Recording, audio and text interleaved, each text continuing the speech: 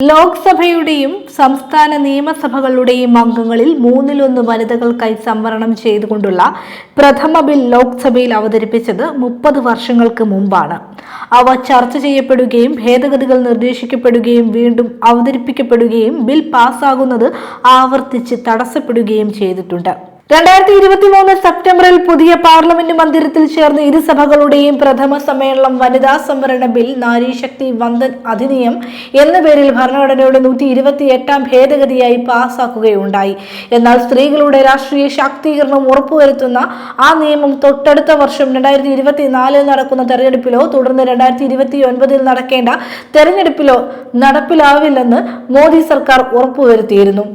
Covid മഹാമാരിയുടെ പേരിൽ മാറ്റിവെക്കപ്പെട്ട 2021 കാനേഷുമാരി കണക്കെടുപ്പ് പൂർത്തിയാക്കുകയും ജനസംഖ്യാ അടിസ്ഥാനത്തിൽ ലോക്സഭ നിയമസഭാ മണ്ഡലങ്ങളുടെ പുനർനിർണയം പൂർത്തിയാക്കുകയും ചെയ്ത ശേഷമേ വനിതാ സംവരണ നിയമം നടപ്പിലാക്കുകയുള്ളൂ എന്നും നിഷ്കർഷിച്ചിരുന്നു. അതായത് വനിതാ സംവരണം യാഥാർത്ഥ്യമാകാൻ 2034 വരെ കാത്തിരിക്കേണ്ടി വരും എന്നതായിരുന്നു പാർലമെന്റ് പാസാക്കിയ നിയമത്തിലെ വ്യവസ്ഥ. 2026-2027 വർഷങ്ങളിൽ 2 ഘട്ടങ്ങളായാണ് ഇന്ത്യയുടെ 16ാമത് സെൻസസ് നടക്കുക.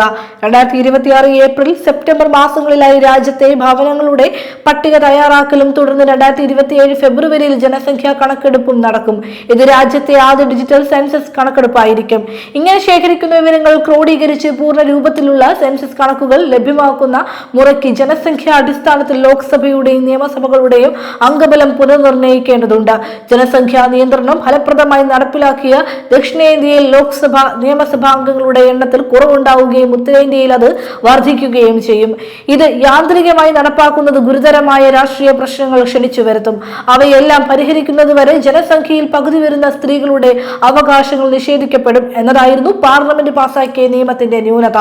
സ്ത്രീകളുടെ രാഷ്ട്രീയ ശാക്തീകരണത്തിൽ ഉണ്ടാവുന്ന കാലതാമസം ഒഴിവാക്കാൻ സെൻസസ് മണ്ഡല പുനർനിർണയ നടപടികൾ പൂർത്തിയാക്കാൻ കാത്തുനിൽക്കാതെ സംവരണ നിയമം നടപ്പാക്കണമെന്ന് രാജ്യത്തെ സ്ത്രീ സമൂഹവും ഇടതുപക്ഷം ഉൾപ്പെടെ മിക്ക പ്രതിപക്ഷ പാർട്ടികളും ആവശ്യപ്പെട്ടിരുന്നു.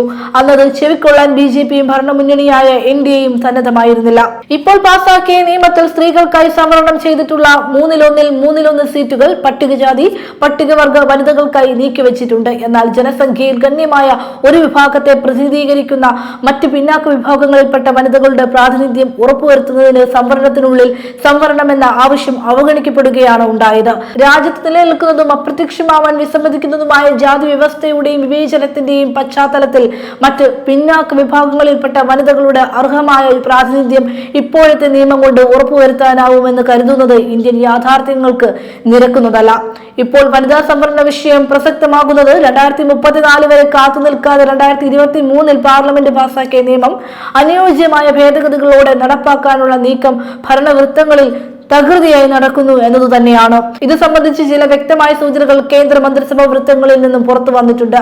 അത് സംബന്ധിച്ച ആശയവിനിമയം കോൺഗ്രസ് പ്രസിഡന്റ് മല്ലികാർജുൻ ഖാർഗെ അടക്കം വിവിധ പ്രതിപക്ഷ നേതാക്കളുമായി നടന്നതായി പ്രമുഖ ദേശീയ ദിനപത്രങ്ങൾ അടുത്തിടെ റിപ്പോർട്ട് ചെയ്യുകയുണ്ടായി. ഒരു പക്ഷേ കേരളമടക്കം സംസ്ഥാനങ്ങളിൽ നടക്കുന്ന നിയമസഭാ തെരഞ്ഞെടുപ്പിന് മുമ്പ് തന്നെ അത്തരത്തിലൊരു നീക്കം നടന്നാലും അത്ഭുതപ്പെടേണ്ടതില്ല. ധൃതിയിലുള്ള ഒരു നീക്കത്തിലൂടെ വനിതാ സംവരണ നിയമം നടപ്പാക്കുന്നതിലൂടെ ഇപ്പോൾ നിയമസഭാ തെരഞ്ഞെടുപ്പ് നടക്കുന്ന സംസ്ഥാനങ്ങളിലും തുടർന്ന് നിയമസഭാ തെരഞ്ഞെടുപ്പ് നടക്കേണ്ട ഉത്തർപ്രദേശ് അടക്കം സംസ്ഥാനങ്ങളിലും സ്ത്രീ വോട്ടുകൾ തങ്ങൾക്ക് അനുകൂലമായി മാറ്റാനാവുമെന്ന കണക്കുകൂട്ടലിലാണ് BJP വൃത്തങ്ങളെ നയിക്കുന്നതെന്നാണ് രാഷ്ട്രീയ നിരീക്ഷകർ വിലയിരുത്തുന്നത്. 3ാം തവണയും തുടരുന്ന മോദി ഭരണത്തിന്റെ തളർച്ചയും പ്രതിച്ഛായയിലെ ഗ്ലാനിയും പ്രകടമാണ്.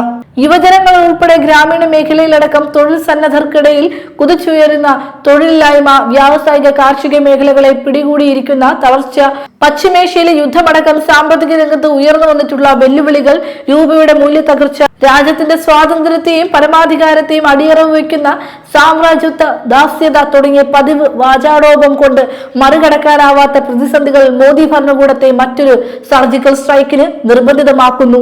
അതാണ് തങ്ങളുടെ കണക്കുകൂട്ടലുകൾക്ക് വിരുദ്ധമായി സാമ്പത്തിക ബാധ്യതകൾ ഏതുമില്ലാതെ വനിതാ സംവരണത്തിൽ അഭയം തേടാൻ മോദി ഭരണകൂടത്തെ നിർബന്ധിതമാക്കിയിരിക്കുന്നത്. വനിതാ സംവരണത്തെ എക്കാലത്തും കലവറയില്ലാതെ പിന്തുണച്ചു പോന്ന ഇടതുപക്ഷം അടക്കം പ്രതിപക്ഷം ഒന്നാകെ ഏറെ ജാഗ്രതയോടെ സമീപിക്കേണ്ട നിയമനിർമ്മാണമാണ് പൊടുന്നനെ അണിയറയിൽ ഒരുങ്ങുന്നത്. എല്ലാ എല്ലാ ജനവിഭാഗങ്ങൾക്കും ന്യായവും നീതിപൂർവവുമായ പ്രാതിനിധ്യം ഉറപ്പു നൽകുന്ന സ്ത്രീകളുടെ രാഷ്ട്രീയ ശാക്തീകരണം തുല്യതയോടെ സാധ്യമാകുന്ന ഭേദഗതികളോടെ നിയമം എത്രയും വേഗം നടപ്പാക്കുക എന്നതായിരിക്കണം ലക്ഷ്യം.